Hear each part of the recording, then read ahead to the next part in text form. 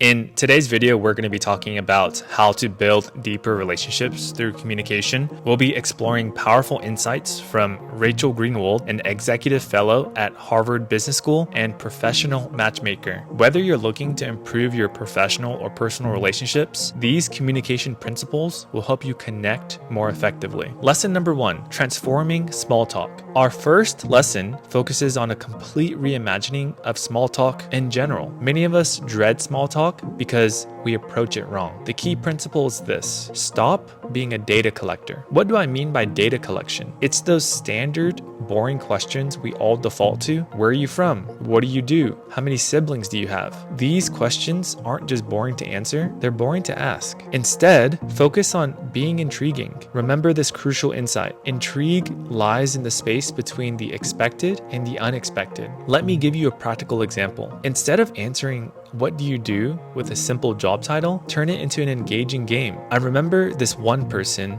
he was responsible for opening up Wingstops across the US, and when someone asked him what he does, without that person having any context about him, he said, "I feed America for a living." Think about the amount of intrigue that creates versus if he just said, "Yeah, I'm the regional director for the US and I'm responsible for opening up stores in the area." This approach immediately signals that this won't be a standard, boring exchange. It makes the conversation more enjoyable and memorable for everyone involved. The same principle applies in professional settings. Focus on making your responses engaging rather than just factual. Lesson number 2, starting conversations. Let's address one of the most challenging aspects of communication: initiating conversations. If you find starting conversations difficult, here's a liberating approach. Forget about asking questions altogether. Instead, start with an observation about your shared environment. This creates what we call a bid for connection and establishes instant familiarity. For example,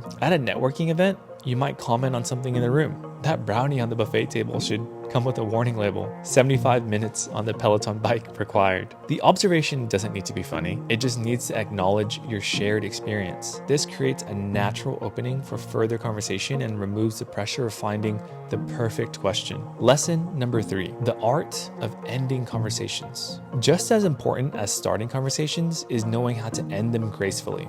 Let me introduce you to the white flag technique, borrowed from race car driving, where it signals the final lap. In conversation, the white flag is a verbal signal that politely indicates you're about to wrap up. Before I go, I have one last question. This approach accomplishes 3 things. It signals your intention to end the conversation, it shows you were engaged enough to ask one more thing, and it gives the other person a clear timeline for the interaction. Always end with a positive comment or compliment. Lesson number 4, the feel factor. Perhaps the most crucial principle in building relationships is this: focus less on what you say and more on how you make others feel. As Maya Angelou wisely noted, people will forget what you said and did, but they'll never forget how you made them feel. Instead of trying to impress others with your achievements or clever stories, concentrate on making them feel smart, heard, accepted, valued. The key is genuine interest. Enter every conversation with the mindset that every person in this room has something to teach me. Ask follow-up questions that show real curiosity. Remember, people can detect inauthentic interest, so your curiosity must be genuine. The essence of better communication comes down to 3 words: